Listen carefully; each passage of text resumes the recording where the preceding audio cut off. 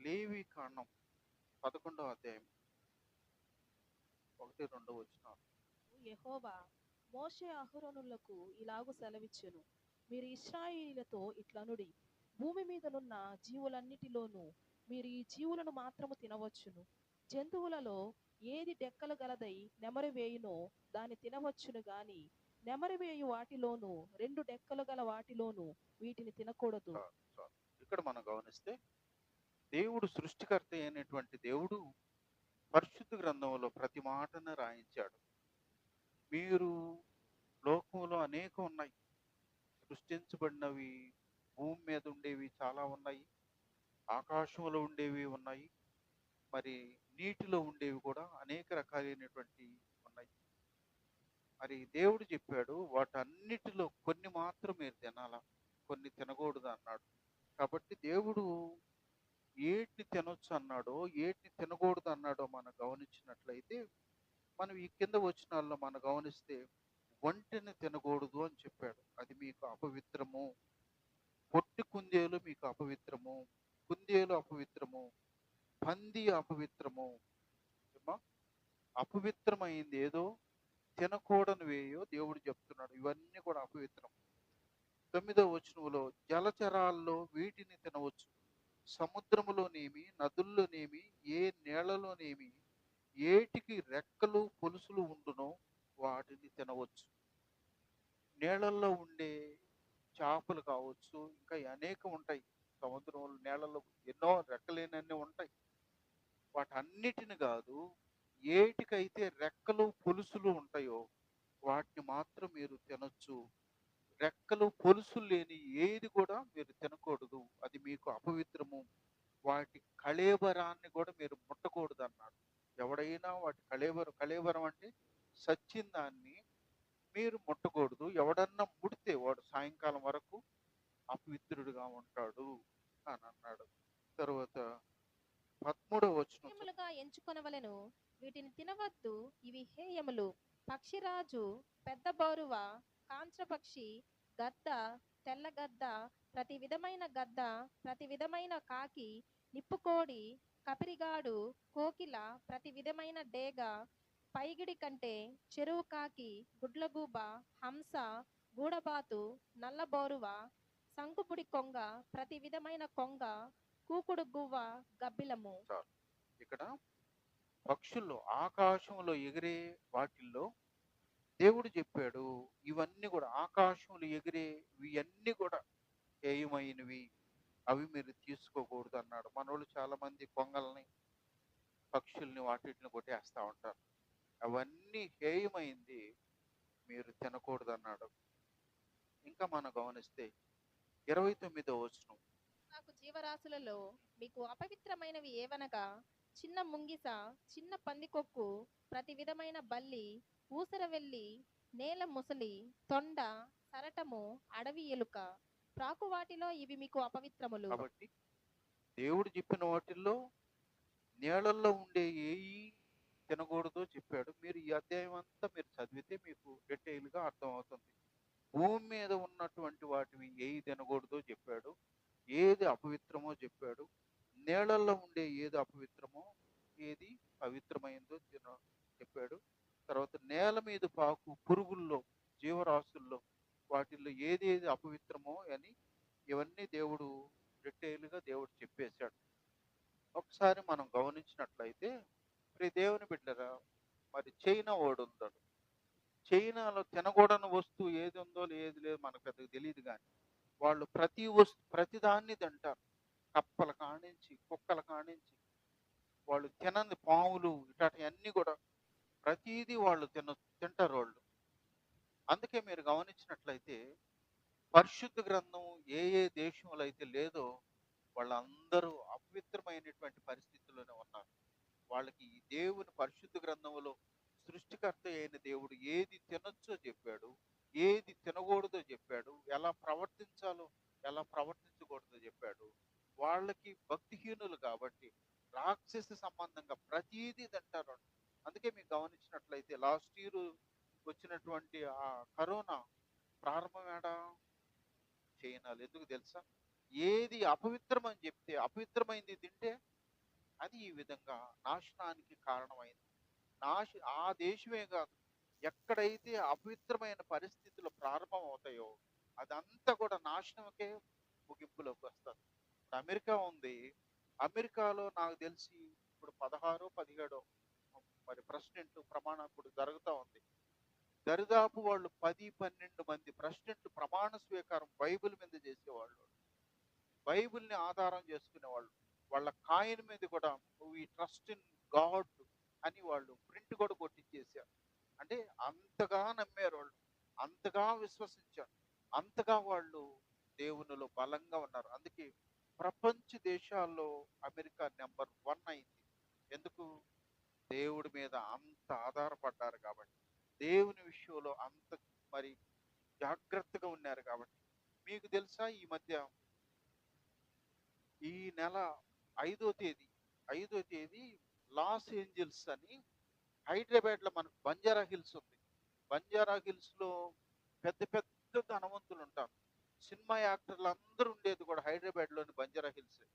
అమెరికాలో Los Angeles అట్లాంటి ప్రాంతం. అందరూ కోటీశ్వర్లు. మనకు ప్యాషన్ ఆఫ్ క్రైస్ట్ అనే ఫిల్మ్ తీసినటువంటి ఆయన కూడా, అది బిల్ గిబ్సన్, ఆయన కూడా అదే ప్రాంతం. అందరూ కోటీశ్వర్లే, అందరూ పెద్ద పెద్ద బలవంతులే. వాళ్ళకి 5వ తారీఖు, ఈ నెల 5వ తారీఖు వాళ్ళకి ఫంక్షన్ జరిగింది. ఫంక్షన్లో ఆ లేడీ ఏం చేసింది, సినిమా యాక్టర్, మా మా దేశంలో దేవుడు జీరో అయిపోయాడు, మేమందరం హీరోలం అని ప్రకటన చేసింది. దేవుడు జీరో అయిపోయాడు, మేమంతా హీరోలం అని ఎప్పుడు చెప్పింది? 5వ తారీఖు చెప్పింది. 7వ తారీఖు నుప్పు అంటుకునింది ఆడ. ఆ లాస్ ఏంజల్స్ నుప్పు అనేది ప్రారంభమైంది. నుప్పును ఆర్పేదానికి అమెరికాకి చేత కావట్లేదు. లెక్కలేనంత ఫైర్ ఇంజిన్స్ ఉన్నాయి. వాళ్ళు ఒక పక్క ఆర్పుతూ ఉంటే రెండో పక్క రైజ్ అయిపోతా ఉంది. కొన్ని దరిదాపు 15,000 కిలోమీటర్లు తగలబడిపోయింది. 15,000 కిలోమీటర్లు తగలబడిపోయింది. మొన్నటి న్యూస్ 24 మంది చనిపోయారు. ఏ దేశం అయితే దేవుడు జీరో అని చెప్పాడో, ఏ దేశంలో అంటే మేము హీరోలం అనుకున్నారో, జీరో అన్న దేవుడు ఏం చేస్తాడో వాళ్ళకి అనుభవపూర్వకంగా దేవుడు అక్కడ చూయించాడు. 24 మంది చనిపోయారు. దరిదాపు 13 లక్షల కోట్లు, 13 లక్షల కోట్ల ఆస్తి నష్టం. మీరు ఆ యూట్యూబ్ వీడియో కానీ మీరు చూసినట్లయితే అదంతా శ్మశానంలాగా ఉంది. పెద్ద పెద్ద భవంతులతో, పెద్ద పెద్ద బిల్డింగులు, కార్లు, లెక్కలేనంతున్నటువంటి దేశం శ్మశానం లాగా కనపడతా ఉంది. ఎందుకు? దేవుడు జీరో జీరో జీరో అని చెప్పారు వాళ్ళు. కాబట్టి ప్రియ దేవుని బిడ్డలారా, ఆయన జీరో అని అనుకున్నారు, అందుకే శ్మశానం అయిపోయింది. నిన్నటి న్యూస్ కూడా ఏంది తెలుసా? 60 లక్షల కిలోమీటర్లు వాళ్ళందరినీ కూడా ఖాళీ చేయమన్నారు. ఈ పక్క ఆర్పుతా ఉంటే రెండో పక్క స్టార్ట్ అయిపోతా ఉంది, తగలబడిపోతా ఉంది.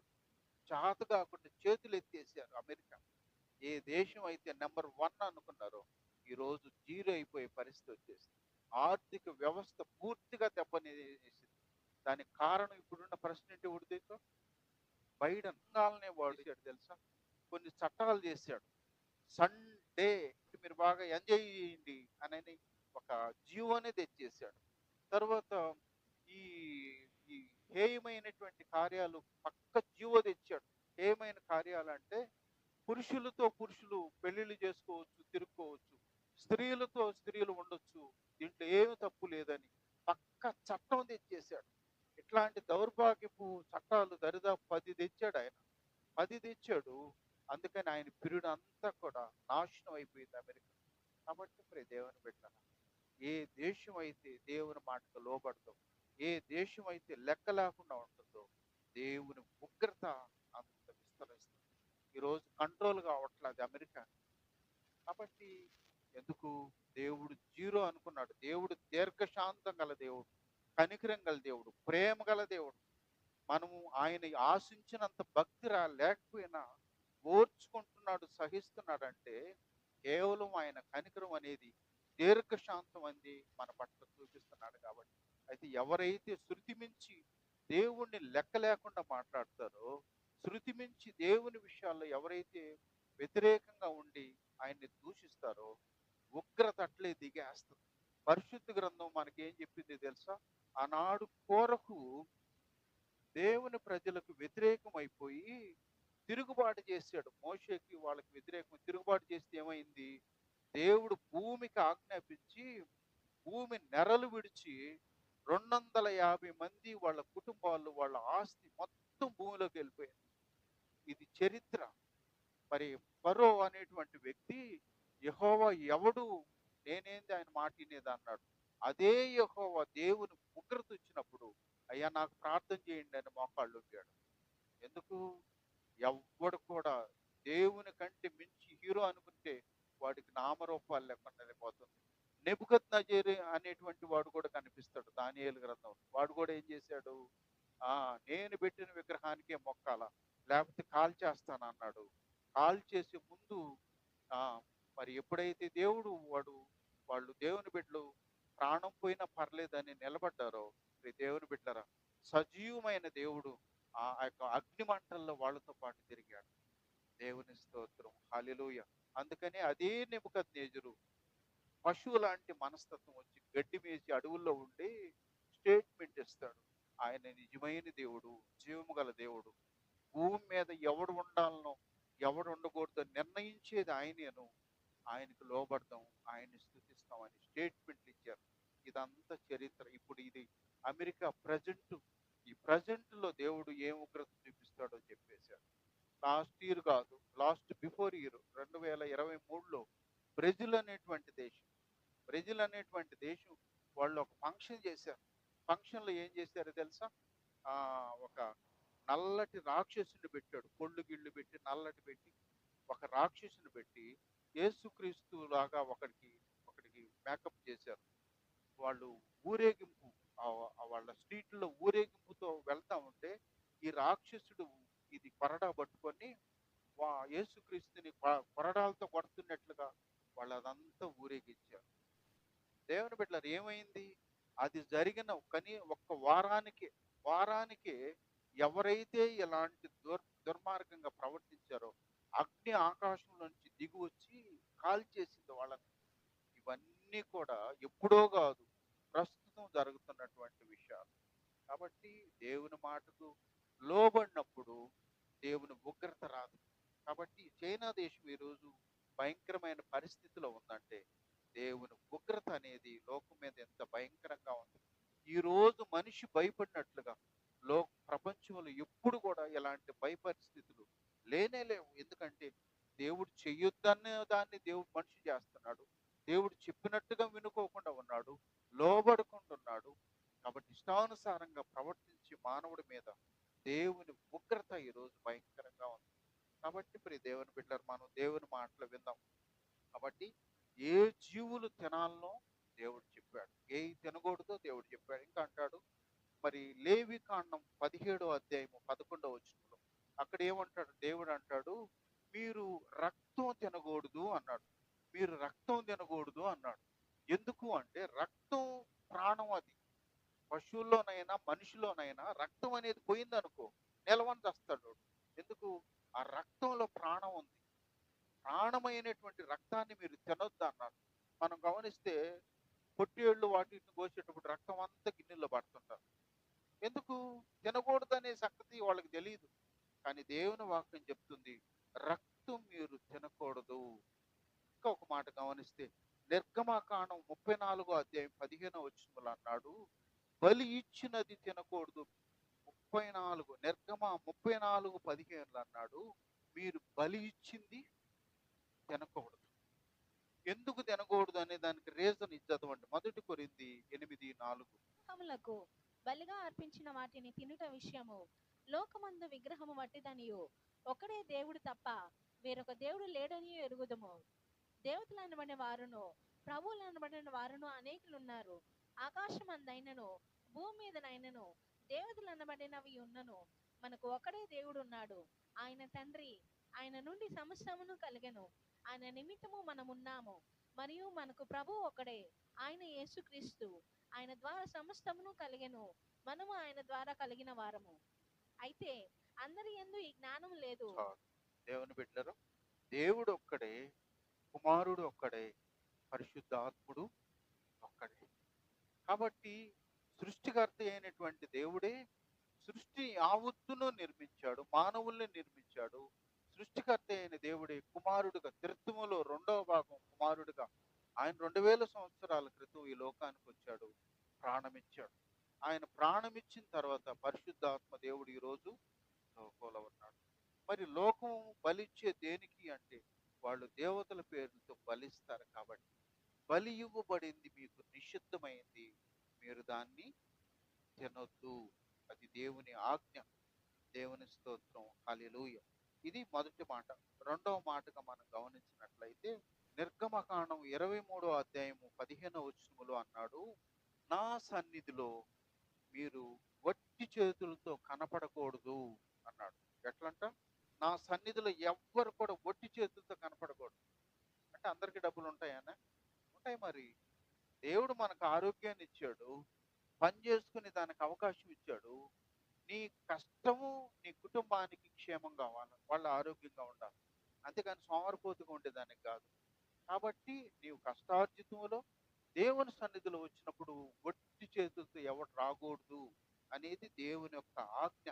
మనం రాజశేఖర రెడ్డి గారి కుమారుడు, అల్లుడు అనిల్ కుమారు ఒకసారి చెప్పిన సాక్ష్యం ఏంటంటే, మందిరంలోకి వెళ్ళాడు. ఆయన ఫస్ట్లో మందిరంలోకి వెళ్ళిన తర్వాత జోబిలో ఏమీ లేదట, కానికేమీ లేదట.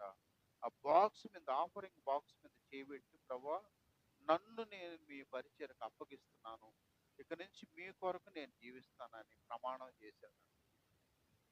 ఆయన ఇచ్చిన ఆఫర్ ఏం తెలుసా? డబ్బులు కాదు కానీ దేవుడికి ఇష్టమైనటువంటి హృదయాన్ని, నన్ను నేను మీకు అప్పగించుకుంటున్నాను, మీ పరిచర్య నమ్మకంగా చేస్తానని దేవుడికి ఒప్పందం చేశాడు. అందుకనే దేవుని కొరకు ఆయన పొలిటికల్లోకి రాలేదు, ఎక్కడ పెద్ద ఇన్వాల్వ్మెంట్ ఉండదు. ఆయన దేవుని పని ఆయనకి ఇష్టం. దేవుని స్తోత్రం, హల్లెలూయా. అంటే మనం కూడా ఇలాంటి కానుక సమర్పిస్తే ఎంత సంతోషిస్తాడు దేవుడు. మనం ఇచ్చే ఈ కానుక కంటే ఈ కానుకను ఆయనకి ఇస్తే ఎంత సంతోషిస్తాడు, ఆయన ఆనందిస్తాడు. ఎందుకంటే ఈ హృదయాన్ని నిర్మించిదే అందుకు, ఆయన ఆలయంగా చేసుకునే దానికి నిర్మించాడు. కాబట్టి ఈ కానుకను ఆయనకి ఇష్టపూర్వకంగా మనం ఇవ్వాలి. రెండవది నిర్గమకాండం 25:2లో ఏం చెప్తుంది తెలుసా? మీరు మీ కానుకను మనస్పూర్వకంగా, దేవుని మందిరము అని అంటే ఖర్చులు ఉంటాయి, మీటింగ్స్ ఉంటాయి, సేవకుల జీతాలు ఉంటాయి, మరి వీటన్నిటికీ కూడా ఖర్చులే ఉంటాయి. కానీ దేవుడు అన్నాడు ఏంటి అంటే, మనఃపూర్వకంగా ఎవరైతే కానుకలు ఇస్తారో, వాళ్ళ దగ్గర కానుకలు తీసుకోమన్నాడు. ఎందుకు ఇట్లా అనంటే, మనం 2 కొరింథీ 9వ అధ్యాయం 7వ వచనంలో తణుకు కొనకయు ప్రతివాడు తన హృదయంలో నిశ్చయించుకున్న ప్రకారము ఇయ్యవలెను. దేవుడు దేవుని స్తోత్రం, హల్లెలూయా. దేవునికి ఎలా ఇవ్వాలి అని అంటే, సనుక్కోకుండా, కొనుక్కోకుండా, బలవంతం కాకుండా ఇష్టపూర్వకంగా దేవునికి కానుకలు ఇవ్వాలి. కాబట్టి మరి దేవుని బిడ్డలారా, దేవుడు నీకు ఇచ్చేది. అందుకని మనకు నిర్గమకాండం 25:2లో మనఃపూర్వకంగా, ఈ బలవంతంగా ఫీల్ అయిపోయేవాళ్ళు, కష్టంగా ఫీల్ అయిపోయేవాళ్ళు, బాధతో పంగు చేసేవాళ్ళు, ఇలాంటి వాళ్ళందరి కాడ మీరు తీసుకోవద్దు, వాళ్ళతో చేపియొద్దు అన్నాడు. ఎందుకు? దేవుని పనిని మనస్ఫూర్తిగా, హృదయపూర్వకంగా ఎవరైతే చేస్తారో వాళ్ళ దగ్గర చెయ్యాలా, వాళ్ళకి ఆశ. అందుకని ఇక్కడ అన్నాడు కదా, మనకు 1 కొరింథీ మనం 9 చదివిన వాక్యంలో మనం ఉత్సాహంగా ఇచ్చేవారిని దేవుడు ప్రేమిస్తాడు.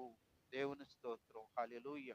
కాబట్టి ప్రియ దేవుని బిడ్డలారా, దేవుని పనికి హృదయపూర్వకంగా సమర్పించుకునే వాళ్ళు కావాలి, దేవునికి హృదయపూర్వకంగా ఇచ్చేవాళ్ళు కావాలి. కానీ బలవంతంగా ఇచ్చేది దానికంటే నువ్వు బెటర్ ఏందో తెలుసా?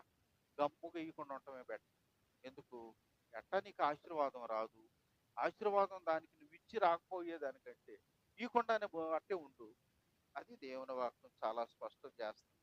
దేవుని స్తోత్రం, హల్లెలూయా.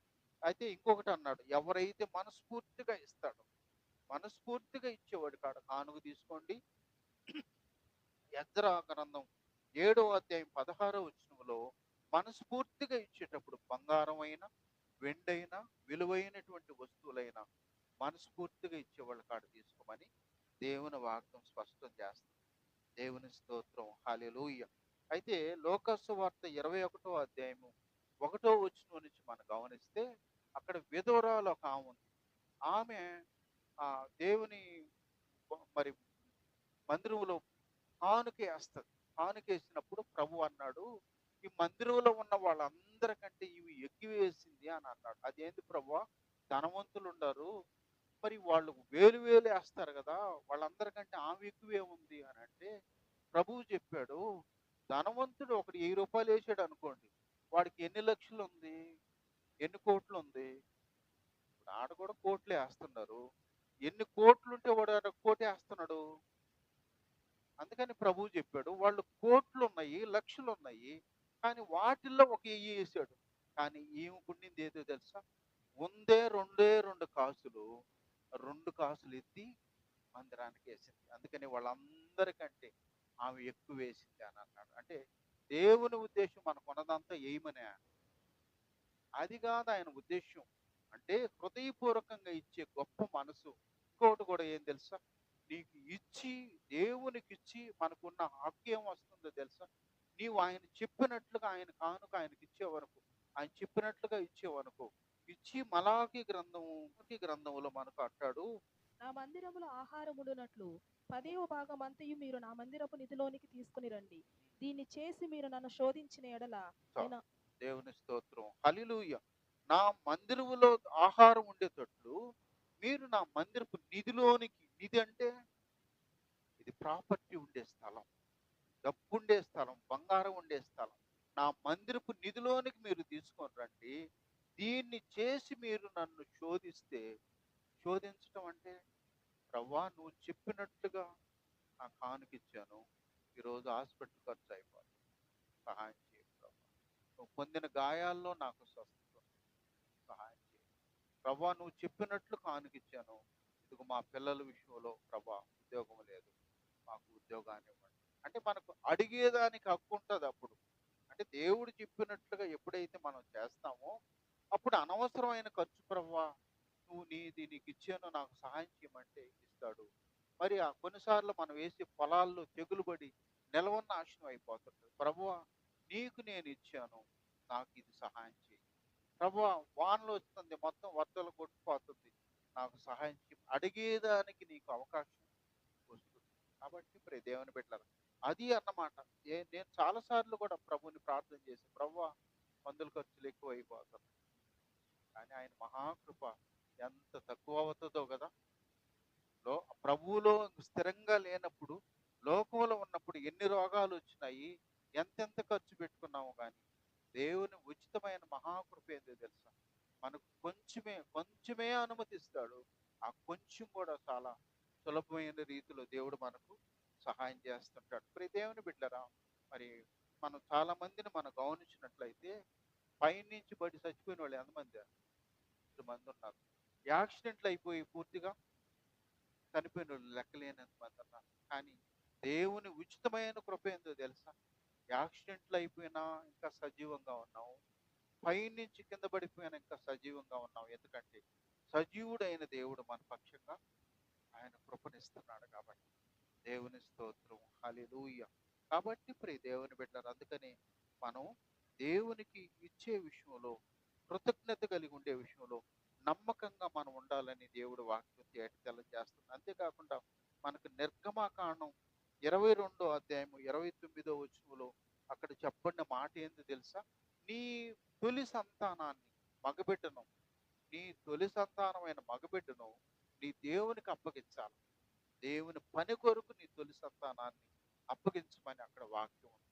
తొలి సంతానాన్ని కాదు, నీకున్నటువంటి ప్రథమ ఫలములు అంటే అది పొలాల్లో కావచ్చు, తోటలో కావచ్చు, పాడి కావచ్చు, లేకపోతే గొర్రెలు, మేకలు, ఇలాంటివి ఎన్నైనా కావచ్చు, వాటన్నిటిలో తొలి ప్రథమ ఫలము ఎవరిది, దేవుని. కాబట్టి మరి దేవుని బిడ్డలరా, అవన్నీ కూడా దేవునివి, నావి అంటున్నాడు దేవుడు. కాబట్టి అవి ఇవ్వాలని దేవుడు మనకు హెచ్చరిక చేస్తున్నాడు అనే విషయం మనం జ్ఞాపకం చేసుకోవచ్చు. మొదటిది, తినే జీవులు ఏటి తినొచ్చో చెప్పాడు, ఏటి తినకూడదో చెప్పాడు. రెండోది, దేవుని సన్నిధిలో ఒట్టిగా ఉండకూడదు. తర్వాత మనం దేవునికి ఇచ్చే దాంట్లో మనస్ఫూర్తిగా మనం ఇచ్చేవాళ్ళుగా మనం ఉండాలి. దేవుని పని ఏది చేసినా మనస్ఫూర్తిగా మనం చేసేవాళ్ళుగా ఉంటేనే అది ఆశీర్వాదంగా మారి మనల్ని తృప్తిపరుస్తుంది. మనకు ప్రతి అక్కరలో మనకు తీరుస్తుంది అన్నాం. మూడో విషయంగా మనం గమనిస్తే ఉపదేశకాండం 3:19. కానీ ఆహార ద్రవ్యమునే కాని వడ్డీకి వేయబడు దేనిని నీ సహోదరులకు వడ్డీకి ఇయ్యకూడదు. అన్యునికి వడ్డీకి బదులు ఇయ్యవచ్చును, కానీ నీవు స్వాధీనపరచుకొనున్నట్లు చేరబోచున్న దేశములో నీ దేవుడైన యెహోవా నీవు చేయు ప్రయత్నములన్నిటి విషయములోను నిన్ను ఆశీర్వదించున్నట్లు నీ సహోదరులకు వడ్డీకి బదులు ఇవ్వకూడదు. చాలు. దేవుడు ఇక్కడ చెప్తున్నాడు, నీవు నీ సహోదరులకి వడ్డీకి ఇవ్వకూడదు. మరి ఎవరికి ఇవ్వచ్చు? అన్యులకు కావాలంటే నువ్వు వడ్డీకి ఇవ్వచ్చు. కాబట్టి నువ్వు వడ్డీకి ఇవ్వటం అది దేవునికి అంగీకారం కాదు అని దేవుడు చాలా స్పష్టం చేశాడు. ఇంకా మనకి ఇక్కడ అంటాడు, నిర్గమకాండం 22:25లో కూడా అంటాడు, నీవు అన్యులకి ఇవ్వచ్చు కానీ నువ్వు నీ సహోదరులకి వడ్డీకి ఇవ్వకూడదు అని అన్నాడు.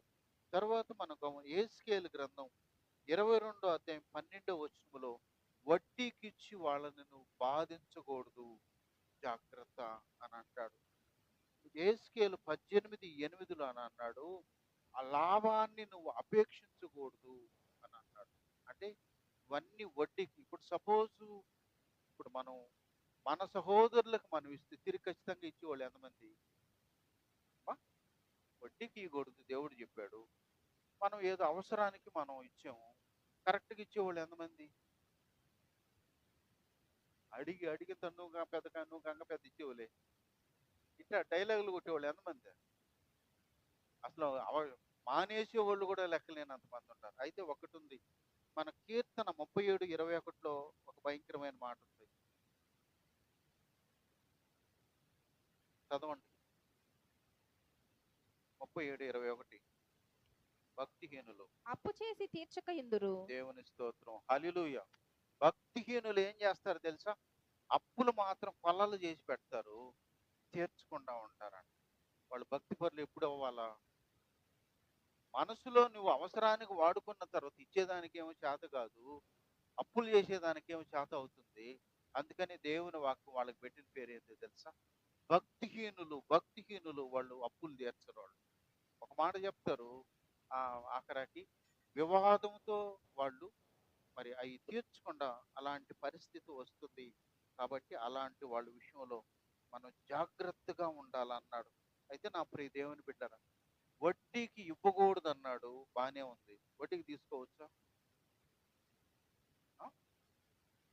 తీసుకోవచ్చా? తీసుకోకూడదా?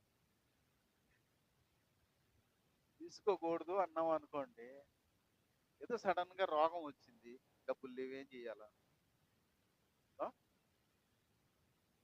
సడన్ గా తిండి లేదు, ఇంట్లో బియ్యం లేవు, లేకపోతే గ్యాస్ అయిపోయింది, ఇప్పుడు ఏం చేయాలా? కాబట్టి తీసుకోకూడదు నిజమే, కానీ మరీ ఇబ్బంది అయినప్పుడు ఏం చేస్తాం? తప్పదు. కాకపోతే నువ్వు తీసుకునే అప్పు, నువ్వు తీసుకునే వడ్డీకి కొన్ని రీజన్ చెప్తా. ఆ రీజన్ ఏందో తెలుసా? కొంతమంది అనవసరమైన ఫంక్షన్లు చేస్తుంటారు. అనవసరమైంది ఏంటంటే, పిల్లల బర్త్డే ఉంది, నీకు ఉంటే చేసుకో, ఊరంతా కూడా తప్పేమీ లేదు. కానీ అప్పు తెచ్చి పెట్టేవాళ్ళు ఎంత దౌర్భాగ్యం. అదని ఇదని ఎన్ని ఫంక్షన్స్, వేస్ట్ ఫంక్షన్స్ చేస్తారు. దేవుని బిడ్డలారు, ఇదన్నీ అనవసరమైన ఫంక్షన్. కాబట్టి ప్రియ దేవుని బిడ్డలారు, ఎచ్చులు గారితనం ఉండకూడదు, గొప్పలు మనకు ఉండకూడదు. నీ కెపాసిటీ ఎంతో అంతవరకే నువ్వు చేయి. అది పెళ్లి కావచ్చు, అది ఏదైనా ఫంక్షన్ కావచ్చు. ఈరోజు స్కూల్స్ చేర్పిస్తున్నారు మనోళ్ళు. నేను మిమ్మల్ని అందరినీ నొప్పించడానికి కాదు, ఇవన్నీ జనరల్గా జరిగే విషయాలు చెప్తాను. కాన్వెంట్లో చేర్పిస్తున్నారు. నువ్వు కాన్వెంట్లో చేర్పించి చాలా మంది కొనసాగించలేక మానేసిన వాళ్ళు ఎంతమంది ఉన్నారు? చెప్పండి, ఉన్నారా లేదా? ఎందుకంటే వేలకు వేలు డబ్బులు ముందు ఆలోచించరు. అందరూ చదువుతున్నారు కదా! మా బిడ్డలు కూడా ఉండాలనే కోరిక ఉంటుంది. తర్వాత చూడబోతే కట్టుకోలేక అప్పులు పడిపోయి నానా గబ్బొట్టినోళ్ళు అనేకులున్నారు. కాన్వెంట్‌లో చదివినోళ్ళే పెద్ద పెద్ద పోస్ట్‌లో పోయినట్టు ఏమీ లేదు. అబ్దుల్ కలాం గారు ఈద్ స్కూల్‌లో చదివాడు. అంబేద్కర్ గారు కూడా ఈద్ స్కూల్‌లో చదివారు. వాళ్ళు గొప్ప గొప్పోళ్ళయ్యారు. కేవలం కాన్వెంటుని అనేటువంటి భ్రమలో పడి వాళ్ళ నీళ్ళను పోల్చుకొని ఈరోజు అనేక మంది అప్పులు పడిపోయి నాశనం అయిపోతున్నారు. నీకు కెపాసిటీ ఉంటే చేర్పించు, తప్పులేదు. నీకు సమర్థత లేనప్పుడు మామూలు స్కూల్లో చేర్పించు.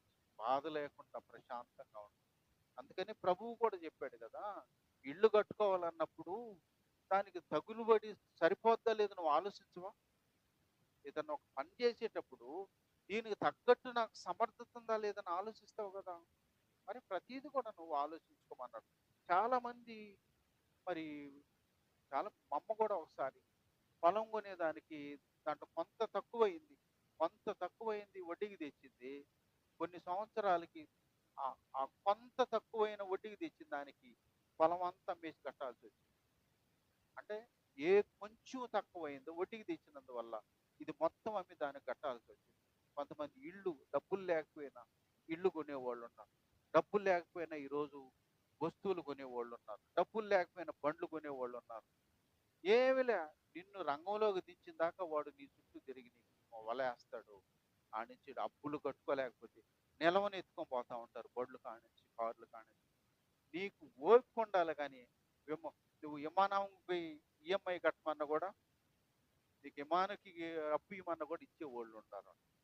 కాబట్టి ఇప్పుడు దేవుని బిడ్డరా, అందుకనే మనకు వీటన్నిటి విషయంలో మనం మన పరిస్థితి ఎంతో ఎరిగిన వారంగా నీ కెపాసిటీ ఎంత ఉందో, నీ శక్తి ఎంత ఉందో, నీ సమర్థత ఎంతవరకు ఉందో అంతలోనే నువ్వు పోవాలి కానీ వాళ్ళ నీళ్ళను పోర్చుకోవటం, వాళ్ళ నీళ్ళని బట్టి మనం కూడా ఆ లెవెల్లోనే ఉందాం అనుకోవటం, అది నిన్ను నష్టానికి, మనశ్శాంతి లేని పరిస్థితికి కారణం అవుతుంది.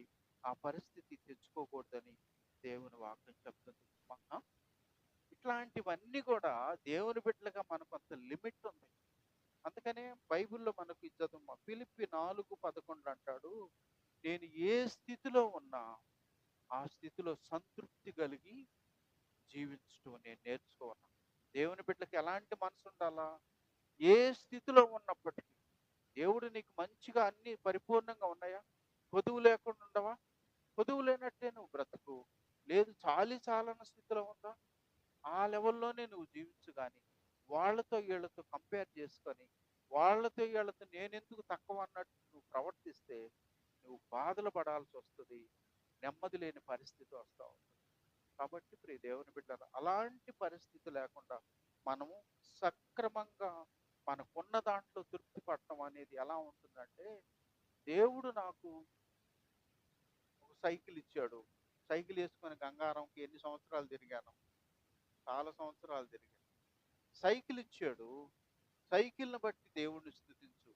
బైకుల్లో తిరిగే వాళ్ళతో పోల్చుకోవద్దు. దేవా నాకెందుకు బైక్ ఇయ్యలేదని. నీకన్నా సైకిల్ ఉంది. నడిచిపోయేవాళ్ళు చాలా మంది ఉన్నారు. వాళ్ళకంటే నువ్వు బెటర్. బెటర్‌ని బట్టి ప్రభువుని స్తుతించు. దేవుడు నీకు ఆరోగ్యాన్ని ఇచ్చాడు. ఆరోగ్యం లేనోళ్ళు పల్లలు ఉన్నారు. దాన్ని బట్టి ప్రభువుని స్తుతించు. దేవుడు నీకు ఒక మంచి ఇల్లు ఇచ్చాడు. నాకు పెద్ద మేడలు లేవు అని చెప్పి నువ్వేం ఫీల్ కావాల్సిన పనిలే.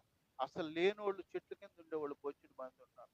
అంటే ఏ ఏ స్థితిలో నీకు దేవుడు నిన్ను ఏ స్థితిలో ఉంచాడో ఆ స్థితిలో నువ్వు కృతజ్ఞత కలిగి జీవించడం అలవర్చుకుంటే అది నిన్ను ఆశీర్వాదకరంగా ఉంటుంది.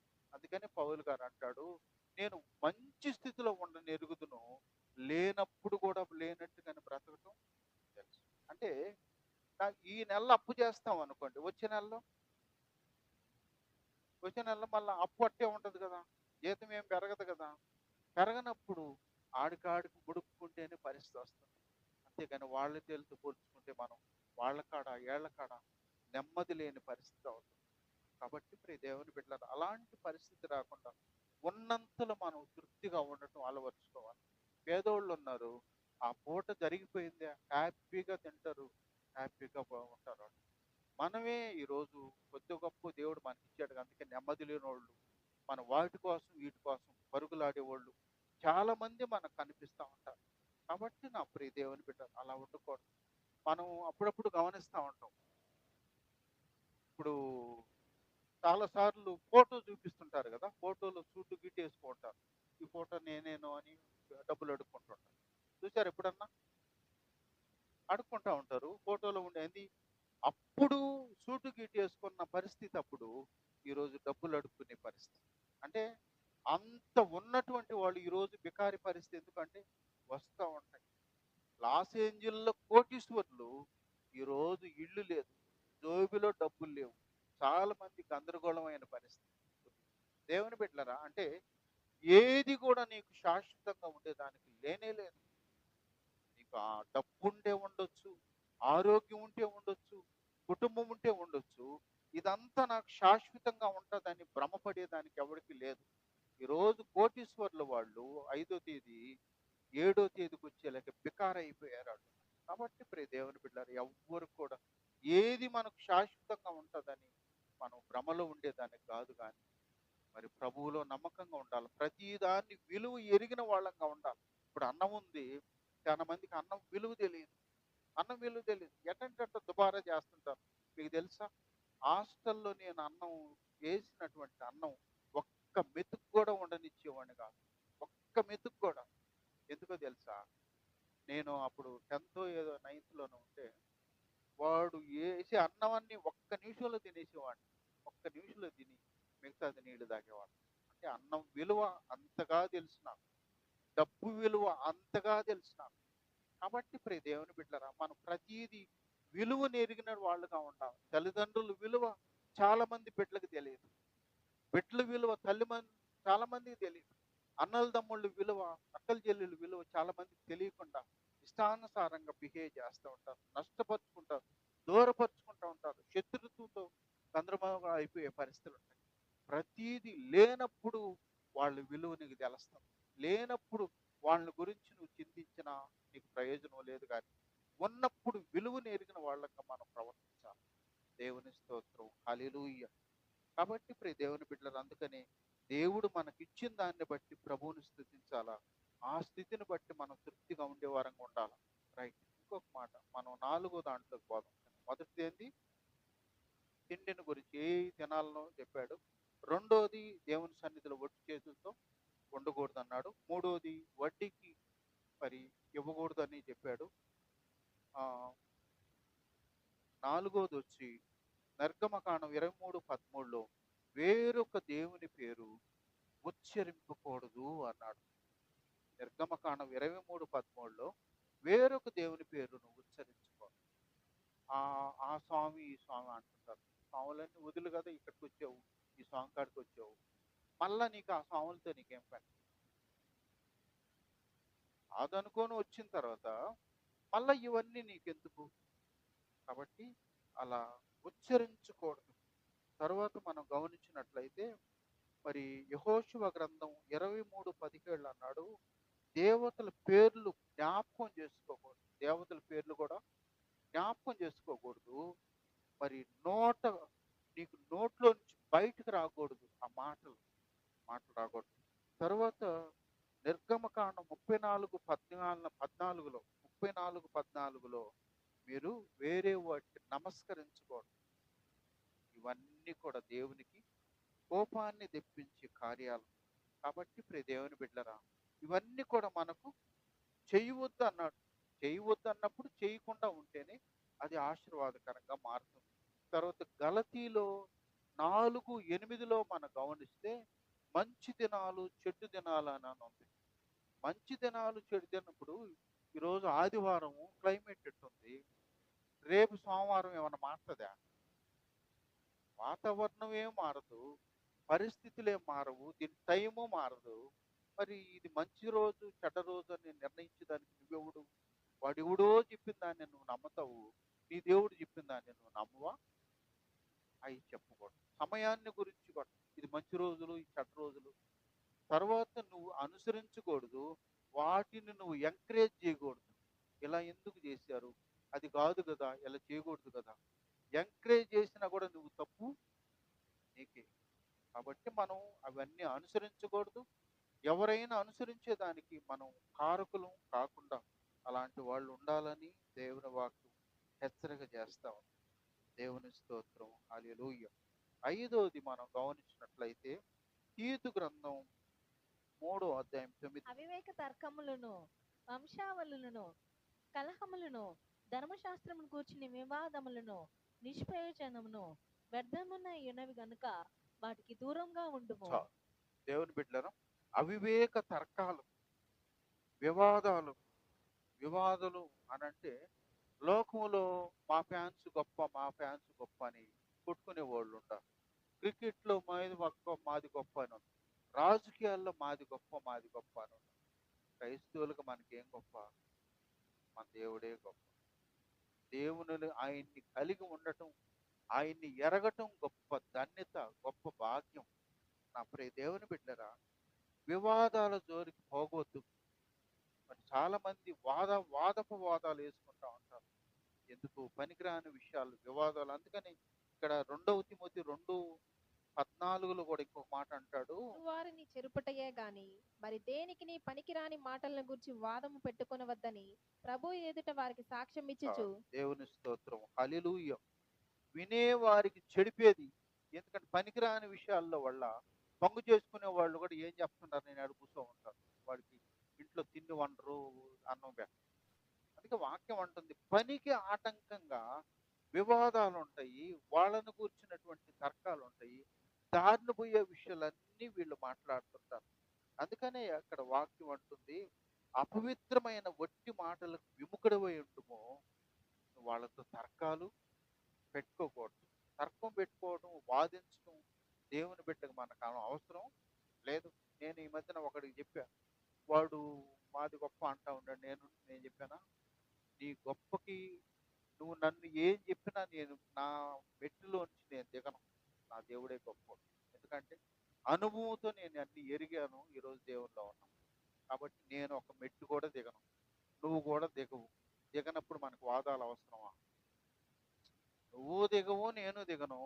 అట్టేటప్పుడు వాదాలు ఎందుకు? అవసరం లేదు అని చెప్పేసి నేనే కట్ చేసేదాన్ని. కాబట్టి ఎప్పుడు కూడా మనం వాదాలు వేసుకోవటం కానీ, వ్యర్థమైనటువంటి మాటలు మాట్లాడటం కానీ, ఇవన్నీ అవసరం లేదు అని దేవుని వాక్యం చెప్తుంది. అంతేకాకుండా 23వ వచనం, ఇదే అధ్యాయం 23లో అంటాడు, నేర్పు లేని మూడుల వితర్కములు జగడములను పుట్టించునని ఎరిగి అట్టి వాటిని విసర్జించుము. దేవుని స్తోత్రం, హల్లెలూయా.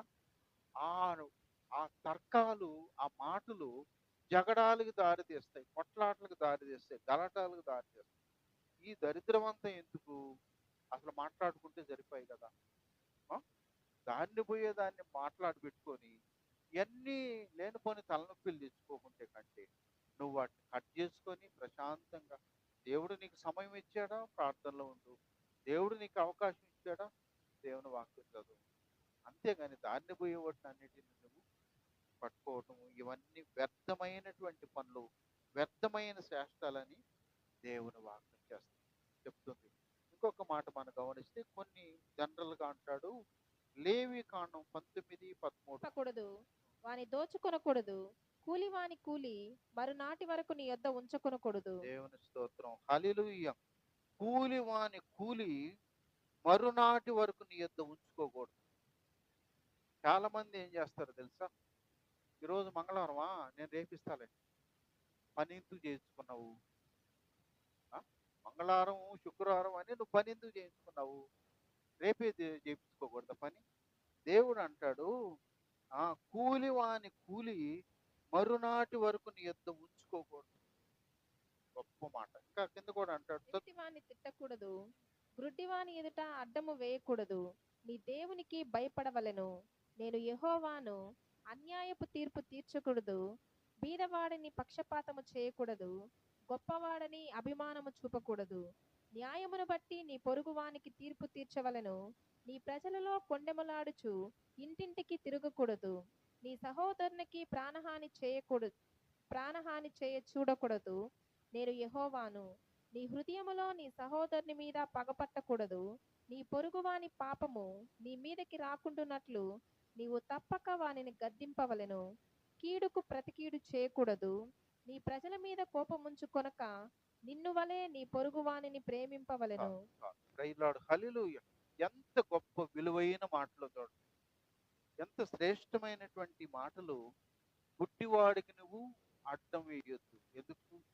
ఒకవేళ అడ్డం వేసి వాడు పడితే దానికి నువ్వు జవాబుదారి. అట్లా దేవుడు ప్రతి విషయంలో కూడా ఎన్నెన్ని గొప్ప మాటలు పరిశుద్ధ గ్రంథంలో రాయించి పెట్టాడంటే అద్భుతమైనటువంటి మాటలు. కాబట్టి ప్రియ దేవుని బిడ్డరా, ఇంకొక మాట కూడా మనం గమనిస్తే నిర్గమకాండం 22:28 నీ ప్రజలలో నీ అధికారిని శపింపకూడదు. ఇక్కడ గమనిస్తే నీవు దేవుని అని ఫుట్నోట్లు అన్నాడు, న్యాయాధిపతి అన్నాడు.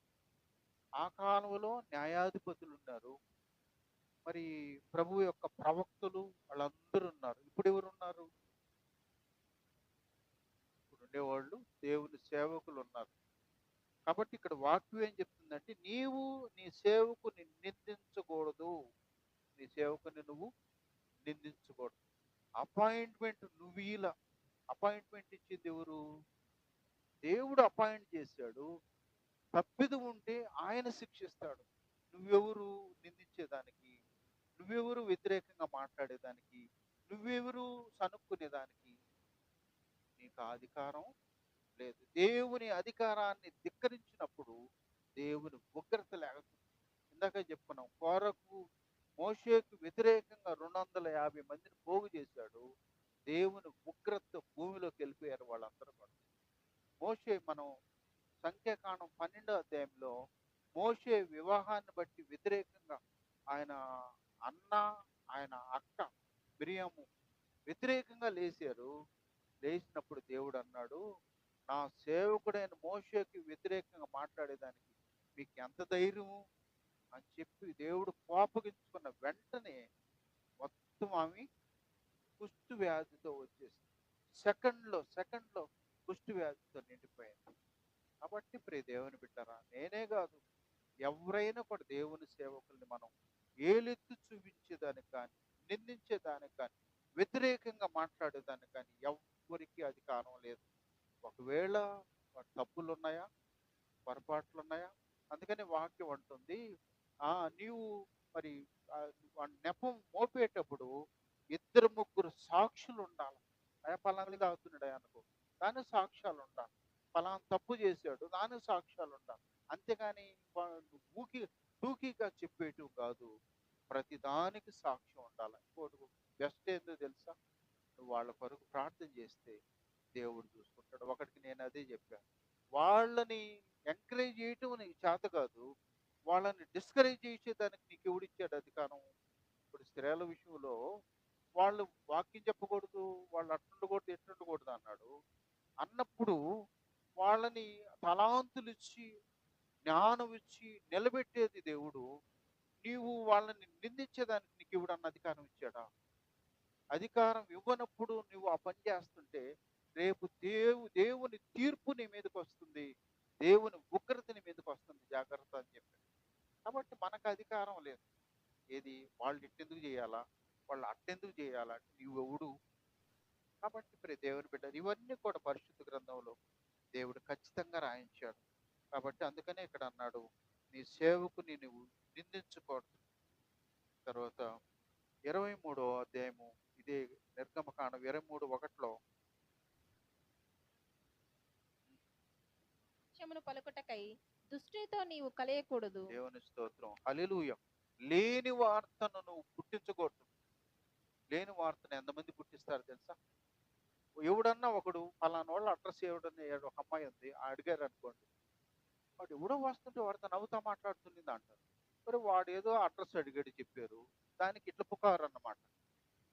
దేవునికి లెక్క చెప్పే పరిస్థితి వస్తుంది. లేని వార్తను ఎవడైనా కూడా పుట్టిస్తే వాడు దేవునికి లెక్క చెప్పాలి. ఆ ప్రతిఫలాన్ని వాడి మీద నెత్తినేస్తాడు. అందుకని అన్యాయపు సాక్ష్యమును పలుకుటకై దుష్టునితో నువ్వు కలవకూడదు. అన్యాయం సాక్ష్యం చెప్తుంటారు, పలానా దగ్గర ఇట్టే జరిగిందా, వీళ్ళు ఇటు కొడుతున్నారని నేను చూశాను అంటుంటారు. అది ఒకవేళ రాంగ్ అయితే దేవుడు నీ మీద దాన్ని నెపానేస్తాడు. మరి దేవుని బిడ్డలారా, ఇవన్నీ కూడా చాలా ఉన్నాయి. మనం లేవికాండం 19వ అధ్యాయం 26వ వచనంలో ఇంకొక మాట అన్నాడు, శకునాలను చూడకూడదు. ఏం చేయకూడదు? శకునాలు చూడకూడదు. ఎందుకంటే ఇవన్నీ కూడా దేవుడిలో లేవు. అవన్నీ కూడా ప్రతి జనాన్ని దేవుడు శ్రేష్టంగా ఏర్పాటు చేశాడు. ఇవన్నీ మనకు ఆశీర్వాదాన్ని కలిగించేవి కాబట్టి శకునాలను చూడటం, పిల్లి ఎదురొచ్చిందా, లేకపోతే ఆ భర్త పోయినటువంటి ఆమె ఎదురొచ్చిందా, వీళ్ళు ఎదురొచ్చారా, ఈ పిచ్చి పిచ్చి అన్నీ కూడా మనం చూసేదానికి మనకు అధికారం లేదు. మనం మరి ఎవరు కూడా అలా ఫాలో కాకుండా, దేవుడు నిన్ను పుట్టించిన దేవుడు సృష్టికర్త, ఆయన నువ్వు ఎలా నడుచుకోవాలో ఇలాంటి శ్రేష్టమైన మాటలు అనేకం రాయించాడు. బైబిల్, అందుకనే బైబిలు దేవుడు నీకు చదివే జ్ఞానం ఇచ్చాడు. ప్రతి ఒక్కరు బైబిల్ చదివితే ఇలాంటివి అమూల్యమైనటువంటి మాటలు అనేకం ఉన్నాయి. మీరు చదివితే విషయాలన్నీ మీకు తెలుస్తాయి. ఇవన్నీ తెలుసుకుంటే మనం ఏది చేయకూడదో ఏది చేయాలో మనకు అవగాహన వస్తుంది. చేయకూడదు అన్న దాన్ని వదిలేస్తే, చెయ్యాలి అన్న దాన్ని అనుసరిస్తే అది ఆశీర్వాదం. కాబట్టి దేవుని బిడ్డలారా, ప్రభువు మనకు నేర్పించినట్లుగా మనం అనుసరిస్తాం. దేవుని మాట విని వాటి ప్రకారంగా నడుచుకుంటే దేవుని ఆశీర్వాదం ఉంటుంది. 2025 మన జీవితాల్లో ఆశీర్వాదకరంగా దేవుని అద్భుతాలు జరగాలి అంటే ప్రభువు చెప్పినట్లుగా మనం నడుచుకుందాం, విధేయత చూపిద్దాం. ఈ నూతన సంవత్సరం మనకు, మన కుటుంబానికి మరిన్ని ఆశీర్వాదాలు తెచ్చే సంవత్సరంగా దేవుడు దీవించును గాక. ఆమేన్. హల్లెలూయా.